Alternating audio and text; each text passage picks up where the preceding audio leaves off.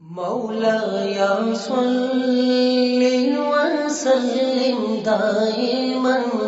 أبدا على حبيبك خير الخلق كلهم نبوي سيرة سيد الكونين والثقلين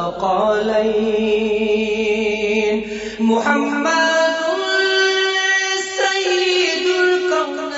په دې خبرونه کې به تاسو ته د رسول الله صلی الله علیه وسلم د ژوند حالات په تفصیل سره وړاندې شي.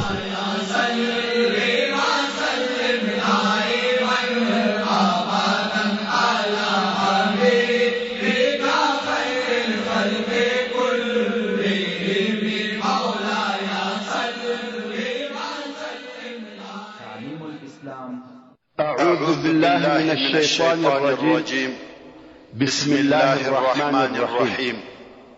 إن الحمد لله نحمده ونستعينه ونستغفره ونعوذ بالله من شرور أنفسنا وسيئات أعمالنا من يهده الله فلا مضل له ومن يضلل فلا هادي له فلن تجد له وليا مرشدا اللهم أرنا الحق حقا وارزقنا اتباعه وأرنا الباطل باطلا وارزقنا اجتنابه أما بعد محترم ورونو زموږ قصه دې ځای ته رسېدلې وه چې د خندق په محاصرې په ورځو کې یوه ورځ ټول مشرکان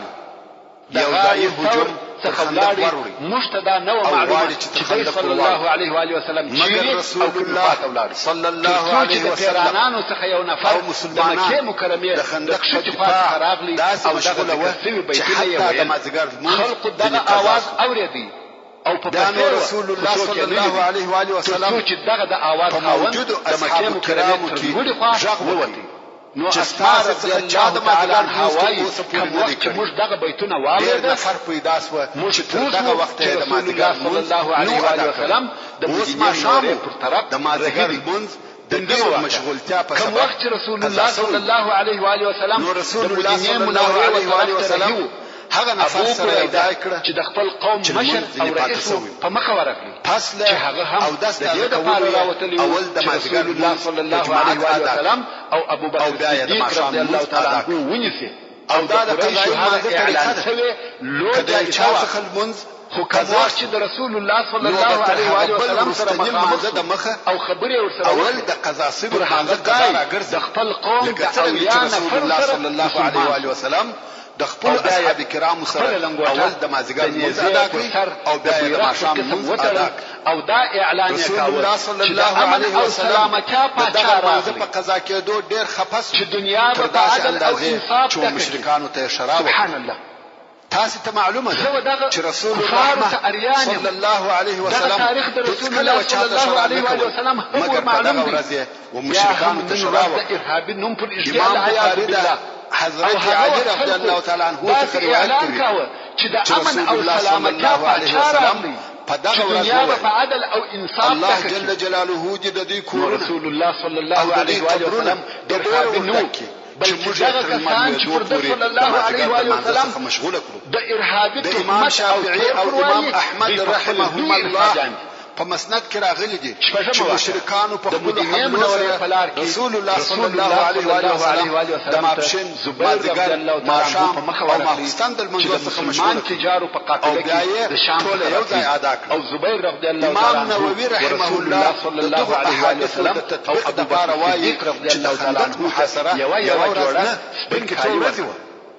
کوم وخت رسول الله صلی الله علیه و وسلم او په مکه مکرمه کې د خلقو د سترګو او دغه ځای څخه مشترک معلومیږي چې د مشرکانو دغه کوشش رسول الله صلی الله علیه و وسلم هجرت راکړي دغه پرلپسې کیږي او د مشرکانو منع کول څو ورځې سوي ورځې په غار مګر دا چې د ټول لشکرو په مابین کې خندق حائل او جلاکونکي مسلمانان نه مخ په مخ چې څو وخت راوړي جنگ نه دی ګرځاو چې دی صلی الله علیه و آله وسلم وشتل کې معلومه لار او نه د غوښې په ویشتلو کې د دواړو طرفو څخه فقط د ګوتو په شمېر څو نفره وژل شوي دي چې شپږ یې د مسلمانانو څخه وه او لس نفره یې د مشرکانو څخه وه نو د مدینې منورې مشرکانو په جمله کې دوه نفره په توره وژل شوي رضی الله تعالی عنه رسول الله صلی الله علیه وسلم مسلمانانو سره د رسول الله صلی الله علیه وسلم و استقبال داسې اراده وکړه چې دغه ډلې سره ماتې او رسول الله صلی الله علیه وسلم دغه مقصد دپاره دغه طفان ومشرانو ته چې عيينة ابن حصن او حارث ابن عوف رسول الله صلی الله علیه وسلم د مسلمانانو په ځنو کې د کفارو په لشکر کې څلور زره نفر درلوده سیاسي یعنی تقریبا د کفارو نیم لشکر رسول الله صلی الله علیه وسلم نو کچیرې هغه بیرته ولاړ چې نبی او رسول لکه د کفارو نیم لشکر چې ولاړ د مدینې منورې حاکم او امیر جوړیږي او دغه ټول مسلمانان دغه طفان او مشرانو ته نفر ورغله چې رسول الله صلی الله علیه وسلم غواړي چې دا چې هر مسلمانان راوتل دغه راوتلو د رسول الله صلی الله علیه وسلم سره روحي تاثیر وکړي او ملاقات کولو هم راوتل حتى عيينة ابن حصن د نورو څلورو نفرو مشرانو سره د مسلمانانو وضعیت علیه وسلم راتګ او د کفارو په پټه د رسول الله صلی الله علیه وسلم سره ملاقات وکړ رسول الله صلی الله علیه وسلم د دې سره د تک په باره کې خبرې کوي چې تاسو لاسي موږ او قریش سره بناستو هغه ویل چې موږ د مکې مکرمه ولادت دغه رجوع په مقابل کې موږ چې راکوي مر او ګربي رسول الله صلی الله علیه وسلم وفرمایل د مدینې منورې د میوه سره محسد د څوارلسم کال د ربيع الاول کال د پاره به د ټول مدینې میوه راکوي او دغه کال د هجرت کال به د مدینې ټول حاصلات او د شپږ عیسوي یا میلادي کال د سپتمبر د میاشتې د تاریخ وو رسول الله صلی الله علیه و آله مسلمانان په خندق ساتل شوي او موږ اصلا د غنیمتو د پاره راغلي ته معلومه وي چې رسول الله صلی الله علیه و آله وسلم د جنگ په لاس محرم د میاشتې په اوله نو رسول الله صلی الله علیه وسلم چې د هجري کال شروع د کېږي دا حساب شروع په سبب او د میاشتې د منځلو په حساب بحث روان اول ورځ څو په اخر کې د نتیجې ته ورسېده چې د مدینې منورې د رکال اول نیمه میوه د دوی تور پر اتمه او بیا مدینې منورې او د مسجد نبوي او منطقې ته رسول الله صلی الله علیه وسلم او عيينة پر دغه اتفاق وسو خو رسول الله صلی الله علیه وسلم اتفاق صحیح دی رضی الله تعالی عنہ چې انصار داسې وخت کې مدینې منورې ته ورته انصارو د باغو او د خلک د سهار څخه راوتلي کله انصارو نو رسول الله صلی الله علیه وسلم انتظار رسول الله صلی الله علیه وسلم سعد بن معاذ او ګرمي شدید تعالی عنه او رسول الله صلی الله علیه وسلم راوغشتل نو چې دغه دوه نفر د انصارو مشران وو کوم وخت چې دوی کور رسول الله صلی الله علیه وسلم په ځای کې عيينة په حضور او دوی ته حال او دوی فرمایل چې د یوې درخت په سر کې نور چې دغه د کفارو ډلې او احزاب سره وباشه صلی الله علیه وسلم دغه طبعا د مشرانو سره موافقه خلق هم چې د مدینې منورې د یو کال نیمه میوه او دوی ورکوي او دوی به دغه احزاب يهودي چې یوازې پاتو او لول تاسو دلیری انصار الله صلی الله علیه و آله وسلم او دغه وحی د الله جل جلاله د يهودي ځان نه سوي کولای او فول اواز نه لري یا بني قيل يعني رسول الله صلی الله علیه وسلم وقيل يا اوس او خزرج د قبيلو بیا انصار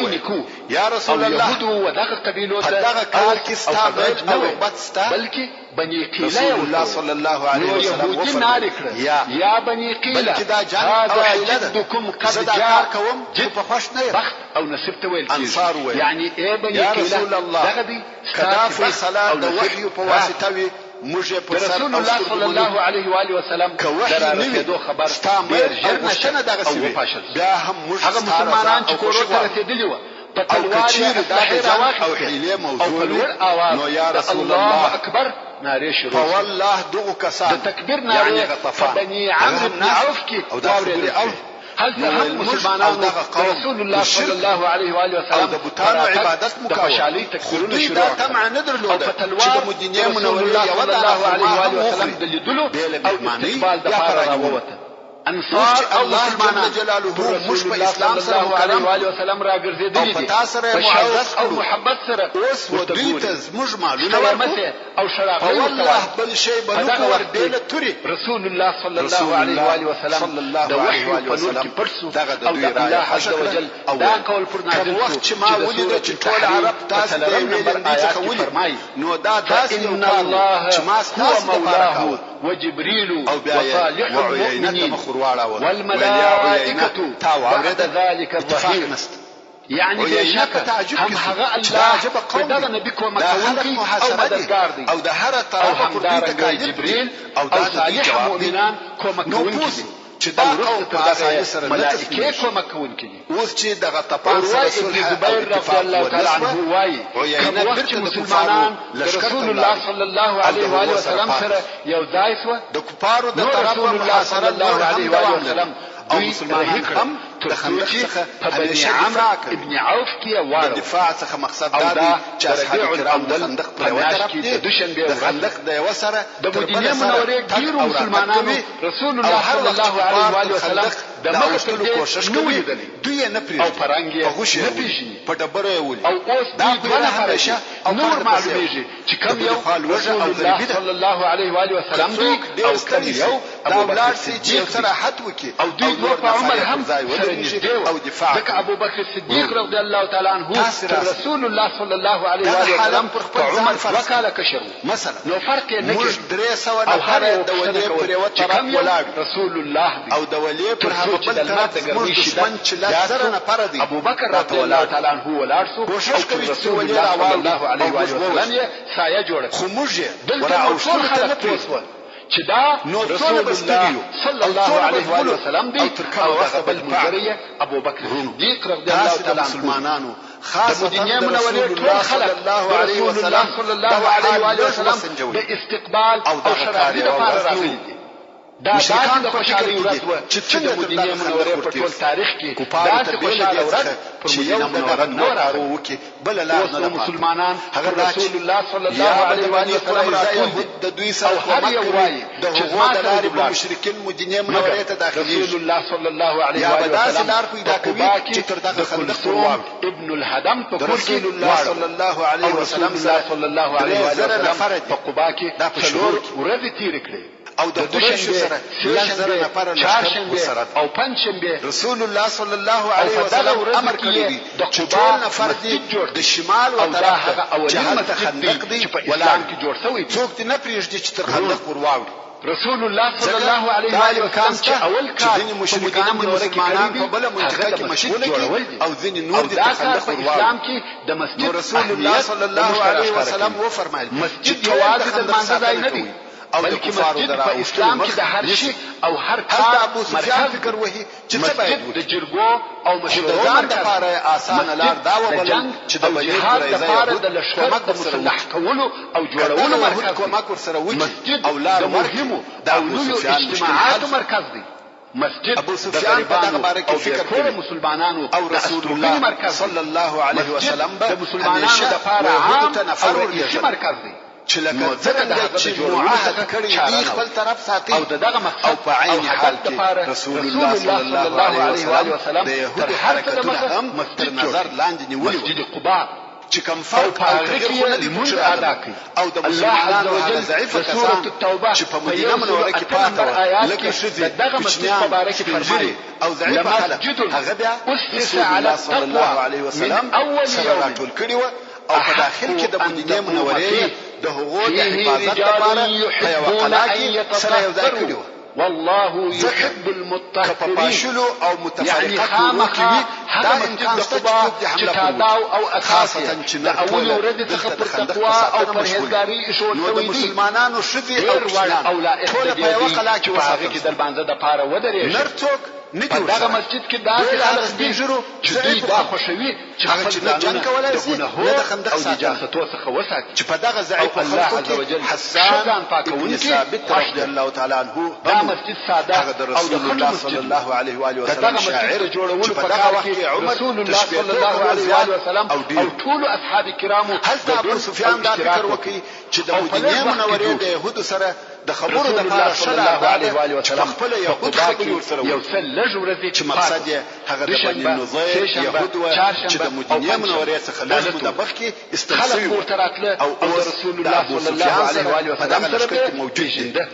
لکه مخکې چې موږ صلی الله علیه و آله وسلم د خلکو ژوند دغه د بني نظیر يهودو سره راټول کړي و ترتیبول او برابرول د بني نظیر د هغه مهاجرو مسلمانانو ژوند چې یې کور درلودي نه ځای چې اوس د خیبر د يهودو مشر او رسول الله صلی الله علیه و آله وسلم دغه لښکر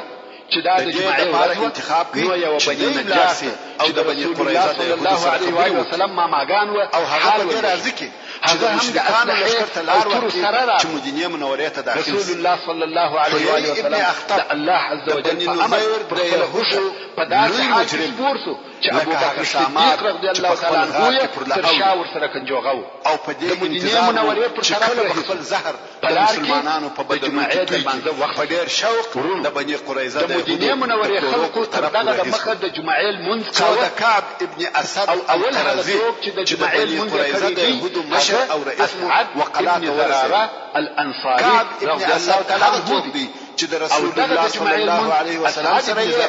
الله تعالی عنه او امضا کړی دی چې کچې د داعیه اول مسلمان د چا سره جنگ یو د بني قریظه يهود به نو د دې حالت تقسیم علماء وايي چې د جمعې د المنځ د شپو څخه یو داغي چې نفر به تر څلويشتو کم نه مګر دا صحیح دلیل نه ابن اسد فرضاً په دغه اول جمعه کې د خلکو تعداد یو څلويشت وای نو دا یو څلويشت لپاره شرط وای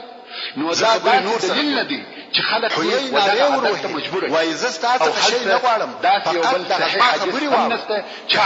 دغه نه غواړم چې خبرې هم واورم مقصد د جمعې په هغه اول منځ کې چې په مدینه منوره کې د رسول الله صلی الله علیه و آله وسلم تر هجرت کمه د اسعد ابن زراره رضی الله تعالی عنه په نتیجه څخه سلويح ابن اخطب تنګدي وای تاسو رسول الله صلی الله علیه و سلم د قباء د مدینه منورې پر طرف رهیدي او د سالم ابن عوف د کورو منطقه ته ورسېد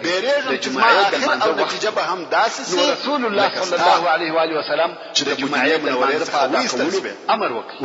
او د جمعې المنذ اوس په دغه يهود د رواج او اصطلاح مبارکي یو څه معلومات د جمعې په دغه منځ کې هغه دا چې دوی لکه عرب وکړي په فصیحه عربیه خبرې کولې د عربو لباس صلی الله علیه و آله وسلم په مدینه منوره کې په سوه کلونه تیر کړي هغه اولینه خطبه عربي و چې رسول الله صلی الله علیه و آله وسلم خو خبرې په عربي کولې اسلام د عربو پر قسم اشعار و اسلام کې د رسول الله صلی الله علیه و آله وسلم اوله خطبه نوحي ابن اخطب چې په دیار کې د بني سالم ابن عوف یو دا چې تزما سره خبرې وکړي د قباء او مدینه منوره په مابین کې دي تبيريج جمعه منځ هغه یو رسول الله صلی الله علیه و آله وسلم د ځان لپاره منوره ته داخل دغه پیغور دغه ورځ څخه تاثیر یثرب د شار دوی هم لکه عرب مدینه رسول صلی الله علیه و آله وسلم سره بدل شو دا به عرب وایي چې زبخیل اختصار پر ډول مدینه منوره ویل کیږي اول زه غواړم چې د بني قریظه د دین مشرانو سره هم ووینم یو روښانه او ځلان د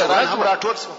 په دغه ورځ چې رسول الله صلی الله علیه و آله وسلم مدینه منوره ته داخليږي د مدینه منورې کورونه او د بني قریظه د مشرانو سره کېنستي او ویو او ژوج سره ډکوي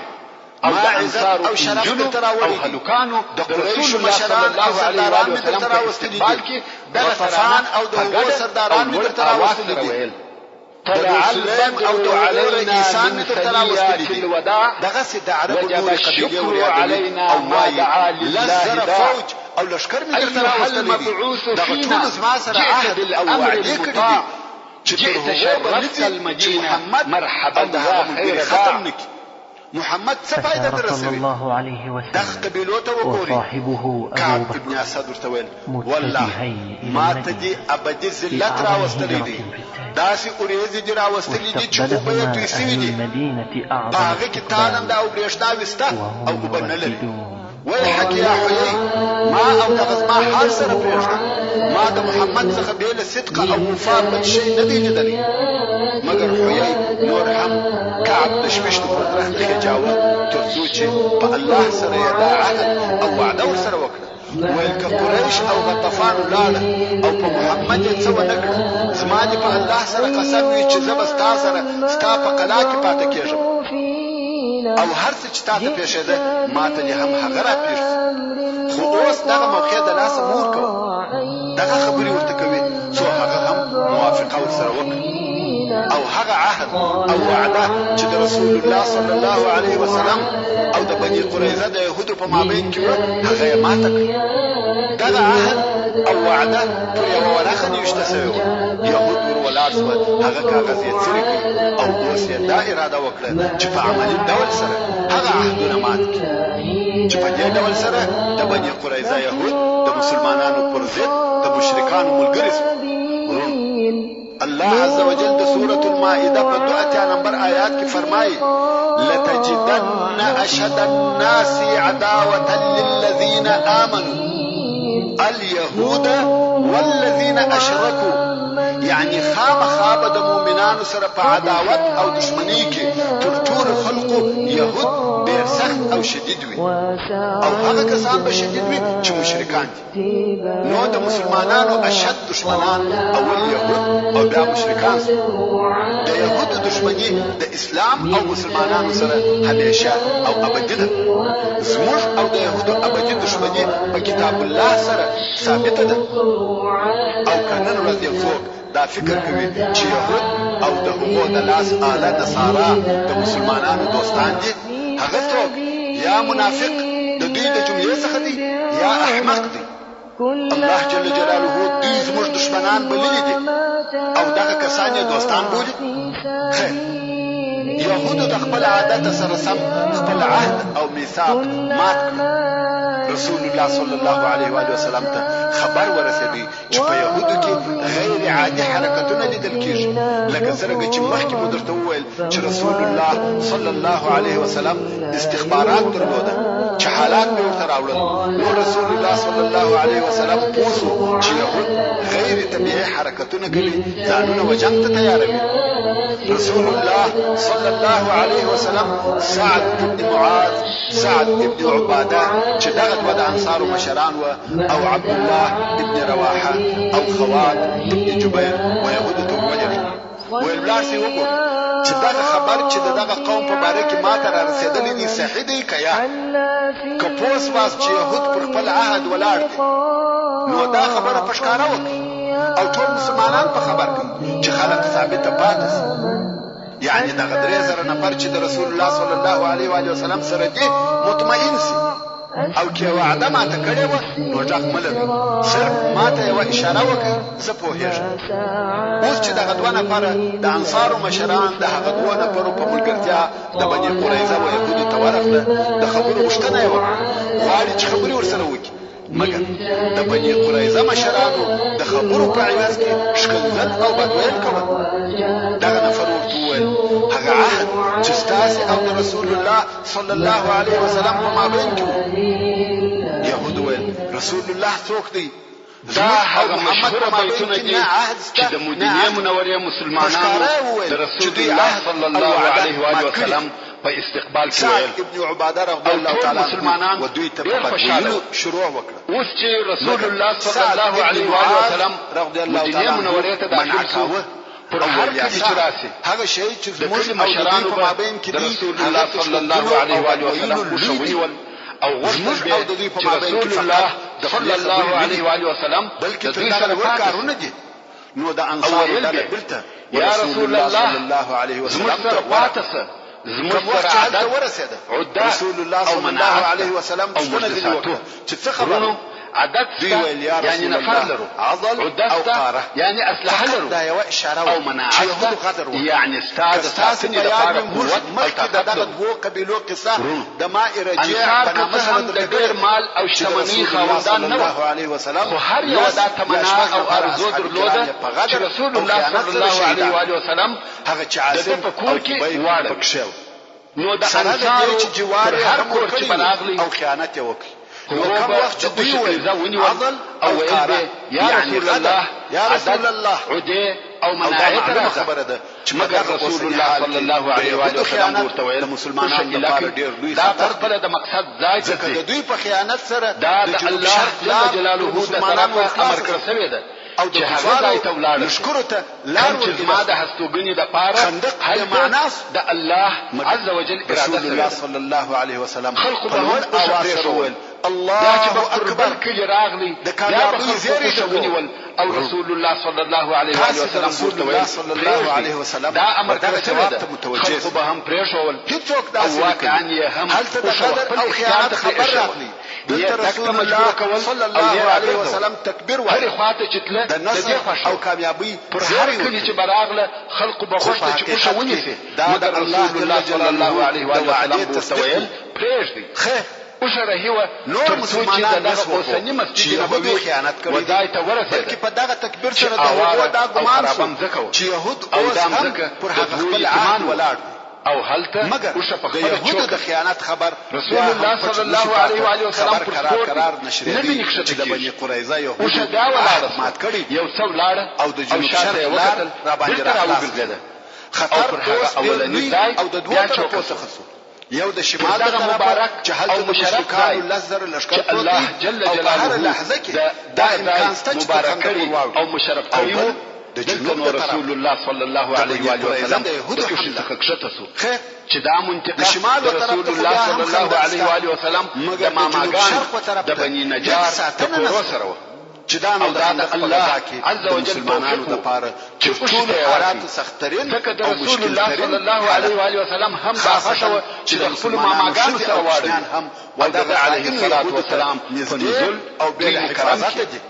خلق پر رسول الله صلی الله علیه و آله وسلم راټول الله عز وجل ورسره چې د سوره هر یو وایي چې زموږ راځه او یو لسم ابو ایوب انصاری رضی الله تعالی عنه په تلوار راغلی او د رسول الله صلی الله علیه و آله وسلم سامان وبلغت القلوب الحناجر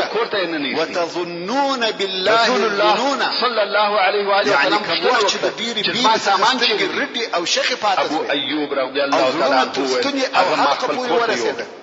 رسول الله صلی الله علیه و آله وسلم وفرمایل المرء مع رحله يعني حیرت څخه خپل سامان سره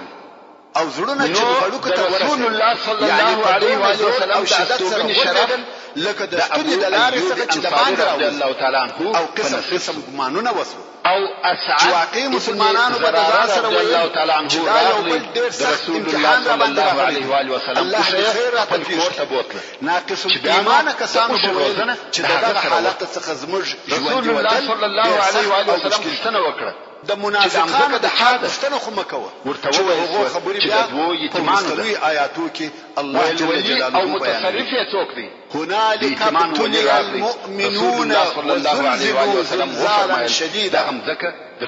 دغه وخت کې مؤمنان امتحان کړل یا رسول الله او په سخت قیمت سره ورېږدول رسول الله صلی الله علیه و آله وسلم منافقان او مؤمنان سره جلا کړل مقصد د منافقانو څخه د نفاق خبرې کېدلې حتی بنو منافقانو به ویل محمد صلی الله علیه وسلم رسول الله صلی الله علیه و آله وسلم امر وعده راکړي چې پر دغه ځکه او نن مسجد زموږ څخه یو څوک دا قدرت نه لري چې په منوره کې دغه اوسنۍ مسجد لپاره ولاړ چې تاسو ویني او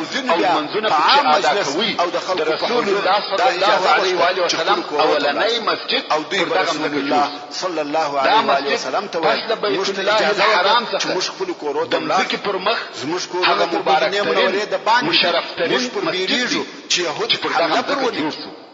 او دا په بنو سلمہ کې هم مسجد د پاره د اراده پیدا جل جلاله خوښه او اختیار دغه مشکل حالت کې منافقانو اختیار ته پریښول او قرار خپل کورو ته او د الله جل جلاله په اراده بیریږي رسول الله صلی الله علیه وسلم تقریبا مسجد نبوي د جوړېدو حتی د واقعي مسلمانانو ډېر نفر د يهودو د خیانت په اوریدلو دغه مسجد د پاره اختیار کړی دي نه بلچا د منافقونو د دغه تیښتې تر تاثیر او مبارک ځای کې د مسجد نبوي د جوړولو کار رسول الله صلی الله علیه وسلم سره څنګه چې مخکې رسول الله صلی الله علیه وسلم د ابو ایوب انصاری رضی الله تعالی عنہ په کور کې چې د بنی قریظه د یهودو د خیانت په سبب د ابو ایوب رضی الله تعالی عنہ کور دوه منزله دروزور نفر رسول الله صلی الله علیه و آله وسلم ته هغه لوړ کوټه ورکړه 300 نفر ځکه ابو ایوب رضی الله تعالی عنہ ویل یا رسول الله دا نه ده مناسبه چې زه تاسو ورته غواړي چې جنگي اقدامات او تجاوزونه رسول الله صلی الله علیه و آله وسلم چې دا په باره کې فکر وکړي هغه دا ما ته خلق راځي چې ول تر ټولو د مخه د مسلمانانو شته او کوشنیان کېدل کې تکلیف دوی خبر و چې رسول الله صلی الله علیه وسلم هل تدنن په مدینه منوره کې او کوچنیان په یو قلعه کې د مسجد په جوړولو شروع د باندې خندق سره ټول اصحاب کرام کار کوي وبدو چې رسول الله صلی الله علیه وسلم مسجد په کار شروع او کوچنیانو د ساتنې لپاره جل جلاله موږ د دې لپاره راځو چې ځکه آباد او ودان الله عز وجل د سورة هود حیش بیت نمبر آیات کی فرمائی هو انشأكم من الارض واستعمركم فيها یعنی هم دغه الله تاسو د مځکې څخه پیدا کړی یاست هم په قلعه کې بیل شو او کوچنیانو بل اعمار او آبادیدو مسلمانان هلته د رسول الله صلی الله علیه وسلم سره زموږ د مځکې تعمیر او آبادول غواړي یهودو څو نفر جاسوسان د معلومات لپاره ولېږل چې فوري شروع وشو چې په قلعه کې د ساتنې لپاره جوړولو په وخت کې صحابه کرام دغه نفر نږدې و قلعه ته ورکول د پاره دغه قلعه کې شته دي اللهم لا عيش الا عيش الاخره دغه نفر د خپل مابین څخه یو نفر مهاجره چې تشور رسول الله صلی الله علیه و آله وسلم چې هم د اصحاب کرامو سره کار کاوه نو د علیه الصلاه والسلام بنت عبد المطلب د رسول الله صلی الله علیه وسلم عمه ودغه يهوديت متوجه داسې بیا وایي او اوس اللهم لا عيش الا عيش الاخره فاغفر للمهاجرين والانصار دا ولی د يهودو رسول الله صلی الله علیه و آله وسلم شعر دی او الله جل جلاله چې د سوره یاسین په نشته نمبر آیات کې فرمایي وما علمناه الشعر وما ينبغي له او دلته هم په قلعه کې ذکر وقرآن مبين يعني محمد صلى الله عليه وسلم او نور شعر نبي ورسولي او ندلر الشعر ويل شاي نو كم وقت رسول الله صلى الله عليه وسلم چې شعر وایي خطاوتي به نو وایي بل شعر نه بلکې د بل چا په شعر کې به هم خطاوتي چې رسول الله صلى الله عليه وسلم تر هر چا حسان مگر شعر يهودي لکه څنګه چې ویني حتى هذا شعرونه چې د صلی الله علیه و آله وسلم په وخت کې مسلمانانو په ناموس کې مشهور او خلق مطمئنه ده عليه الصلاه والسلام نو يهودي و نور يهود ته خبر ورودي ممكن حمله شعر د وزن بواوش رسول الله صلی الله علیه وسلم او مسلمانان هم نو دغه د مسجد په کار کې چې مسلمانانو شعر وایي ده عليه الصلاه والسلام حسن هم ورسره وایي مگر جزء د شعر د طرفه د دعا او طرفه نو په خپل د يهودي د وجلو اراده وکړه رسول الله صلی الله علیه و آله وسلم د مسجد په جوړولو کې په خپل هم کار سره کاوه خشته او خټه ورسره پورته کوله و برابرۍ تر ورسېدې په لرګي په سر کې ډېر کوشش کاوه غزار ځکه دا عیب رسول الله صلی الله علیه و آله وسلم کار کوي او دوی نه او حسن ته وویل نو په کار کې دغه سړي سامان وکاوه ما په دې سره واخسته چې او پورته کول مگر عمار بن یاسر رضی الله تعالی عنہ نو صفیه رضی الله تعالی عنها ورغله د سړي سره ورپرې عمار رضی الله تعالی عنہ تاسو متوجه دا رسول الله صلی الله علیه وسلم تدبیر او عمل ودته د خیر د سړي سره پرېکی او نور طلاق وخت ګوري چې دغه وجل سوي نفر نور ملګری لري کیا الله صلی الله علیه وسلم نفر ولیده او دغه سره د هغو پر طرف چې هغه ځاله وژني هغه چې دغه سر ولیده ول قلا اول کال کې د هجرت رسول الله صلی الله علیه و وسلم هغه خبر او واقعه بیان الله تعالی عنها دغه کار د مسلمانانو د شذو او کوچنیانو د ساتنې سبب وګرځي. یهودو دا فکر وکړ چې په قلا کې ډېر جنګي خلک شته، حال دا چې قلا په کلي ډول د نورو څخه خالي وه او دوهم وارې د دغسې عمل پر کولو اقدام او جرأت ونه کړي. مسلمانه ښځه دغسې ایمانداره دلاوره او باتدبیره نه دا چې عمر یې په پیشن او درشن په غیبتو او لغازو تېرېږي. دغه صفیه رضی الله عنها چې خپل زوی زبیر بن العوام رضی الله تعالی عنه فارس او جنګي قهرمان تربیه کړي. زبیر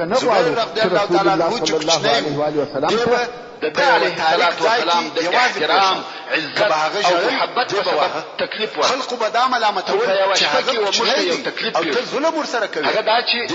موږ د اوبو دپاره یو منګی درلودی او هغه مات شو. اوبه یې ټوله پر مځکه او شجاع. نو رښتیا هم د زبیر معلومه ده چې پخواني کورونه داسې نه وه لکه د نن ورځې کورونه، بلکې د لرګو او خاشو کورونه د دې امکان و چې دا اوبه کښته وڅڅېږي او رسول الله صلی الله علیه و آله وسلم ته تکلیف ورکړ. نو ابو ایوب رضی الله تعالی عنه وایي موږ نه وایم چې د خپلو اولادو سره محبت مه کوئ، بلکې خپل اولادونه شجاع او ټول لاوره تربیه کړئ. تاسو نه ګورئ چې د صفیه رسول الله صلی الله علیه و آله وسلم ته وویل یا رسول الله دا چې ته کښته یې او موږ لوړ یو دا نه ده صحیح. موږ د شپې نه غواړو چې کړپۍ جوړ کړو یا حرکت پر مسلمانانو محاصره ډېره سخته وکړو. نو مو ورته وویل چې زموږ غوښتنه دا ده چې رسول الله صلی الله علیه وسلم سره پاته دي. رسول الله صلی الله علیه و آله وسلم هم دا د دوی مسلمانانو ډېر فشار راغی او هغه لوړ منزل ته ورسېد. کفار غواړي چې تر خندق ابو ایوب رضی الله تعالی عنه وایي موږ به د شپې خواړه تیار کړو او رسول الله صلی الله علیه و آله وسلم ته به مو ورکړو. دا چې به مو هغه پاته خواړه ځینې راوړه نو به ما او ام ایوب د برکت دپاره هغه د ده علیه السلام د لاس وهلو د ځای څخه خواړه خوړل. یوه شپه موږ رسول الله صلی الله علیه و آله وسلم ته داسې خواړه ور ولېږل چې په هغې کې مو سعد او معاذ ګډ کړي وو. بیا چې مو د خوړو لوښي ځینې راوړي د ده علیه السلام حضرت عائشه رضی الله تعالی عنها ولیدي چې سعد رضی الله تعالی عنه زغره اغوسته یا رسول الله تر او زمان سره دي تر میدان جنگ سره خواړه دي بیرته راولېږل او موږ په هغه اغوسته و لاس وهلو یعنی خوړلو اثر ونه لیدي او پر زګر سره موږ دا عادت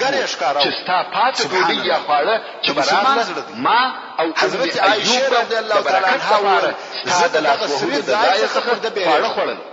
ټول بدن یې پټ دی. رسول الله صلی الله علیه و آله وسلم وفرمایل او د زما څخه مقصد دا دی چې ټول بدن او پیاز بوی حس کړي. صحابه کرام غریبان داسې یو سړی یم چې د خپل رب سره مناجات سره اغوستی و مګر خاصه یې وخوري. سعد بن معاذ ایوب وایي موږ هغه خواړه وخوړل او تر هغه ورځې وروسته مو بیا د رسول الله صلی الله علیه و آله وسلم په خوړو کې د پیاز او اوږې څخه کم شی نه رضی الله تعالی عنه پر هغه لږ ځای غشي وموښتي. کوم وخت چې علي ابن ابي طالب رضی الله تعالی عنه د رسول الله صلی الله علیه و آله وسلم د امانتو د رسولو لپاره په مکه مکرمه کې پاتې شو فواره د مدینې منورې ته راغی. مسلمانانو هر څه کوشش وکړي. علي ابن ابي طالب رضی الله تعالی عنه رسول الله صلی الله علیه و آله وسلم یو نور درې ورځې په مکه مکرمه کې پاتې شو. نو یې زخم هغه رسول الله صلی الله علیه و آله وسلم سره اخري دوام یعنی چې د نورو علاجو څخه انسان نه ومالکانو ته ورنو دا شول کېږي. د مکې مکرمې په شان صلی الله علیه وسلم فرمایي د هر چا امانت چې رسول الله صلی الله علیه و آله وسلم سره پروت دی راتسي واجب خلاصه دا ورسته بیا د ټول خلق امانت یې ورته بیا بهیدل شو یا امانتونه یې ورته تسلیم کړل. نو رسول الله صلی الله علیه وسلم امانت خو نه پاتې چې سعد بن معاذ رضی الله تعالی عنه دی مسجد نبوي ته بوتله او هلته دی علاج وس. علي ابن ابي طالب رضی الله تعالی عنه ضرورت مسجد ته بوتله او پیاده خیمه ورته ودرول او هلته علاج کړي او په قضا کې رسول الله صلی الله علیه و آله وسلم سره یو ځای او ملګری چې نوم یې او څه د ورسته رسول الله صلی الله علیه و آله وسلم اوله زید بن الحارثه یا نرس یا جراح زید بن محمد ته علاج او د رسول الله صلی الله علیه و آله وسلم د اهل بیت تخوف معاذ رضی الله تعالی عنه علاج علیه الصلاة والسلام په کور امام کې بخاری رحمه الله روایت کوي نو دغه سعد ابن معاذ رضی الله تعالی عنه چې د رسول الله صلی الله علیه و آله وسلم الله جل جلاله دعا کول زید ابن الحارثه هم مکه مکرمه ته ولاړ معلومه ده چې ماته د هیڅ چا سره ستاسو په کې جهاد کول اهل بیت کرام ډېر نه خوش لکه د هغه قوم سره رسول الله صلی الله علیه و آله وسلم زوجه او دوی لونی او فاطمه او خپل وطن څخه ایستل اسامه ابن زید او ام ایمن او الهي زداسي ګمان صلی الله علیه و آله وسلم یو دوی د مابین څخه زینب رضی الله تعالی عنها چې د ابي العاص د قریش سره نور هم جنگ پاتې نو ما ژوندۍ پاتې کې چې د هغو سره ستاد په جهاد موقع نسو برابر او کدي نور جنگ استقراري نو دغه زخم مجرد او مرګ مې دغه زخم او رسول الله صلی الله علیه و سلم وویل الهي چې رقیه مې موجنه چې د بني قریظه په يهود مې د حضرت عثمان رضی الله تعالی عنه زوجه ابن معاذ رضی الله تعالی عنه همدارنګ د دوی سره مسجد نبوي کې عبدالله ابن ابي بکر د حضرت ابو بکر صدیق رضی الله تعالی عنه کورنۍ هم را رهي محاصره لګیدلې ترماس اندازې چې رسول الله صلی الله علیه و آله وسلم تر یو منځ ورسته خپل رب عز وجل ته دعا وکړه د اسماء رضی الله تعالی عنها اللهم استر عوراتنا اللهم آمن روعاتنا اللهم منزل الكتاب سريع الحساب اهزم الاحزاب اللهم اهزمهم او حتى زلزلهم وجل او بیا حضرت عائشه رضی الله تعالی عنها وايي مسلمانانو ته وخت ابو بکر عليه الصلاه والسلام تر شایه رضی الله تعالی عنهما او مدینه منوره ته لاړ بل تاسو څخه بل داس څوک نشته چې یوازې د الله جل جلاله عبادت کوي دوی به د على وجه الارض من يعبد الله شعركم دا رسول الله صلی الله علیه و آله وسلم ته ورغلم او په دغه حال چې رسول الله صلی الله علیه و سلم دعا وکړه والهي مدینه او مشتداس محبوبه کې دغه مسلمانانو محبت بل داسې څوک نه و چې یوازې د الله جل جلاله عبادت او د صحت ځای حتی په اسماني عادیانو کې برکت واچوي وحدانیت بالکل نقل او نابود په جحفه کې الله عز وجل د رسول الله صلی الله علیه و وسلم د رسول الله صلی الله علیه و وسلم د ژوند د یوې مرحله بیان پای ته ورسېد جوړ کړي چې دغه په واسطه دشمن ذلیل ویل او دلې سره وپاشل او دغه د مکه مکرمه د دعوت نعیم ابن مسعود ابن عامر الاشجعي محترم ورونو چې اصلا د رسول الله صلی الله علیه و وسلم د هجرت د واقعات او شهیدونو د پاره یو تفسیري ته ضرورت په دغه لحظو کې الله عز وجل دغه په ځل کې ایمان واچو د هجرت په اړه کې موږ هغه وخت لحظه کې چې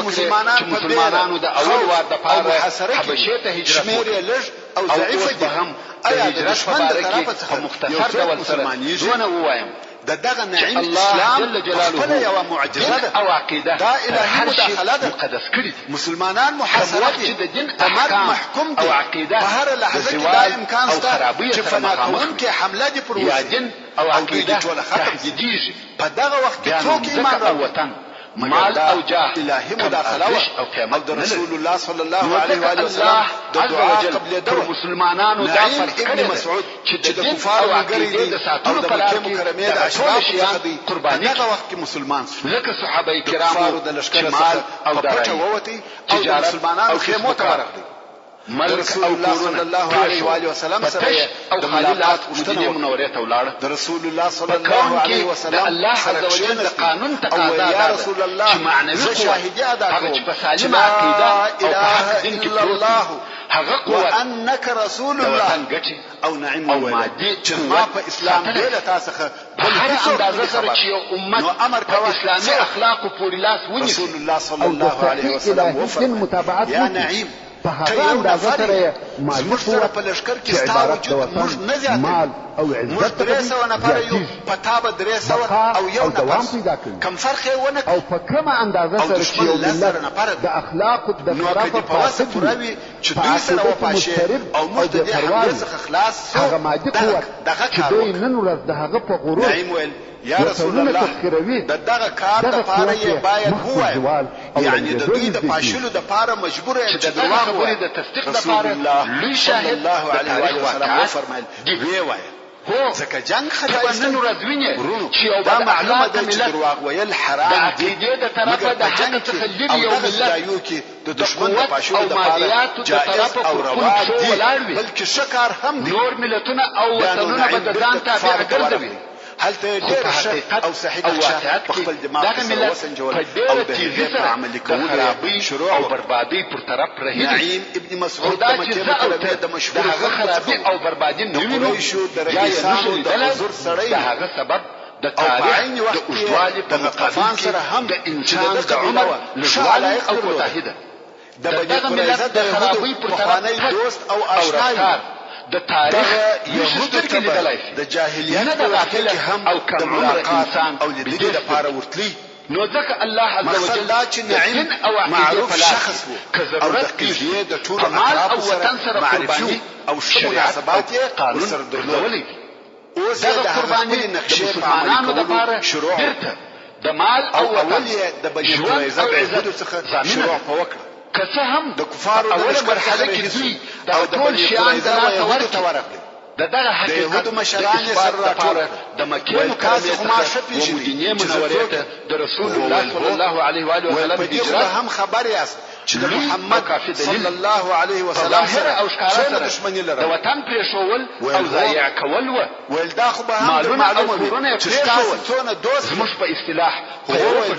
د مکې مکرمې څخه پیښه ده. خو په حقیقت خبره دا ده چې قریش ستاسو په مثل نه دي.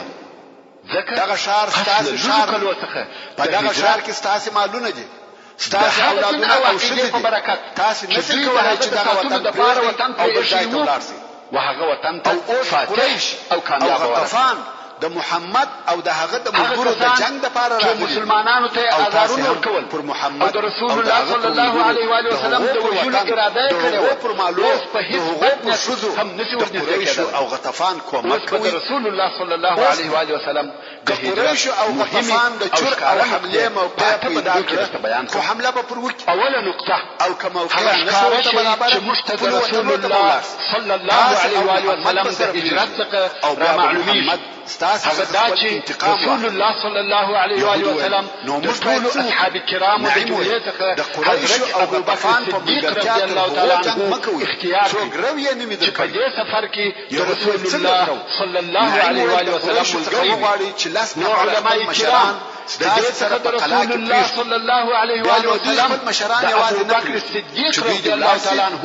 سره د محبت اندازه مستاسد د پاره زمين چې رضی الله تعالی عنه تر ټولو اصحاب رسول الله صلی الله علیه و وسلم ته ورنږدې او د کفارو او لښکر رسول الله صلی الله علیه و وسلم ته مشرانو څخه د ملاقات الله تعالی عنه د خلافت او لایق ویل تاسو راټول چې دغه مفهوم زائد او تاکید د قریش مشران لکه ابو سفیان او نور سره مثلا رسول الله صلی الله علیه و آله وسلم په خپل مریضي کې د لمانځه د امامت لپاره ابوبکر رضی الله تعالی عنه خلیفه وګرځاوه.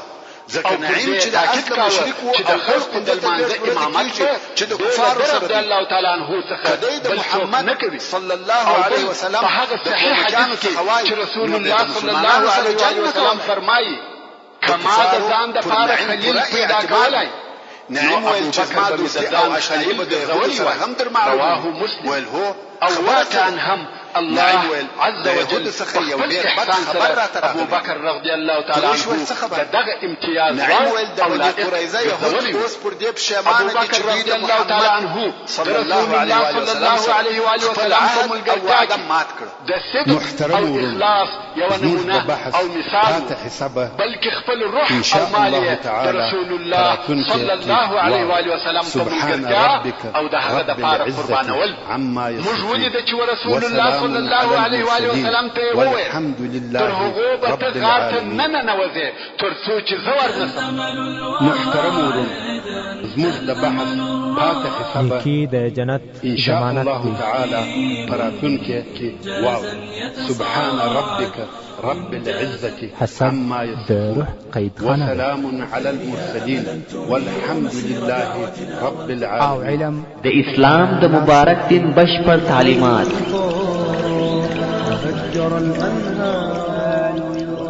تعلیم الاسلام رادیو ستاسو لپاره علمي خبرونه وړاندې کوي. د اسلام د مبارک دین زرینې پلوشې یوازې د تعلیم الاسلام رادیو ناتیا شارع نبوي کندهار احادیث د هلو او خوښیو ترک الحور الحسان وطالبا على حبيب د نبوي سیرت حیات الصحابه عالم الاسلام رادیو په کندهار ښار کې لومړنی شخصي اسلامي رادیو